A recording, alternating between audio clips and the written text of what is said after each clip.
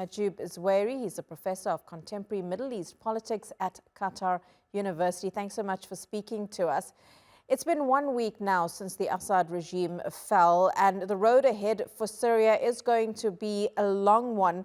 There's a lot that needs to be done, but what many have been speaking about, especially within the country and the new leadership, is that the country needs to be united. But how are they going to go about doing that? Well, I think there is a huge attempt to spread sort of frustration and disappear within the society in Syria. There is a huge expectation, and the talk about unification of the society, I don't think so there is base. We know there are two issues on the table, but I would say the majority of Syrians are unified, and they are very clear on major thing, which no authoritarian regime to come back, and they want to build their own country. So all of the points I have myself followed on the last 7-8 days, I don't think so they have a strong base. These kind of speculation coming from the perception and the stereotype, which spread unfortunately by the media in the West and by the politician in the West, and they try to create sort of level of disappointment and high expectation in short term. There's no doubt that Syria went through a rough situation, no doubt about it.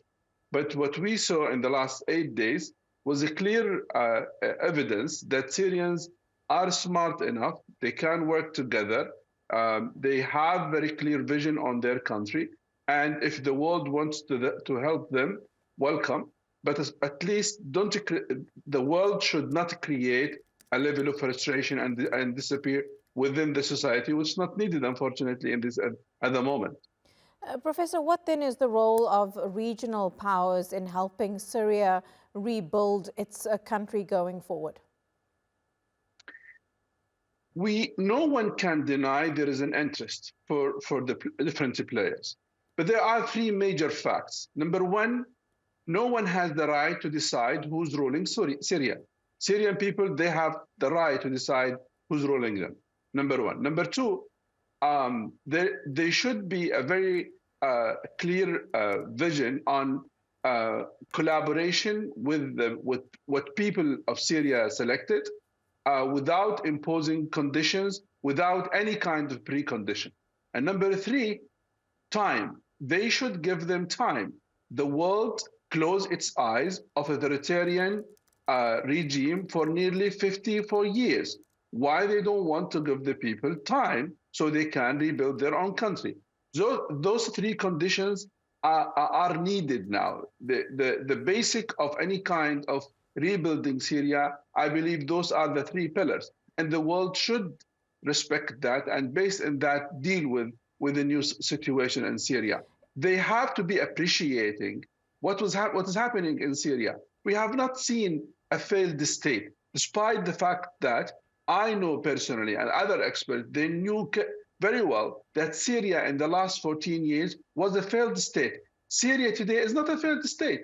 Look at the currency, how it's improved. Look at the institution come back very smoothly. I'm not sure that everything is perfect, but we have to look at the context, where Syria was and where Syria now.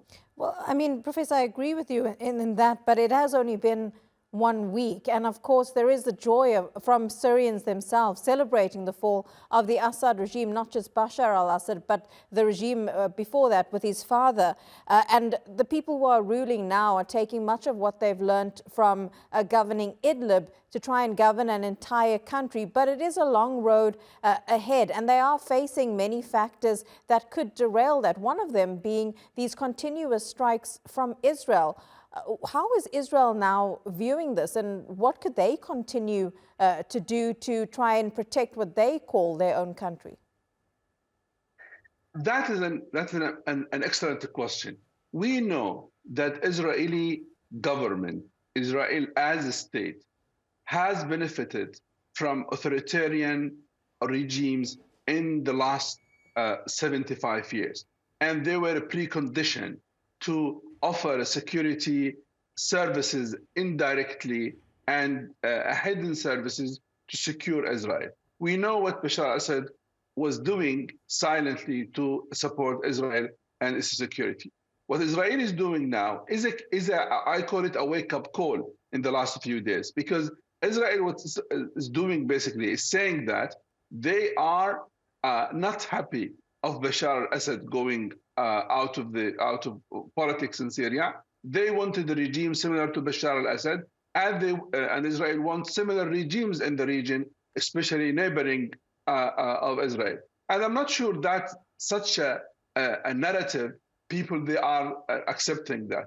Israel is doing is actually creating a chaotic situation, actually changing or creating an obstacles before rebuilding Syria. And I think the Syrian leadership has announced very clearly that there is no time for war. They want to rebuild Syria.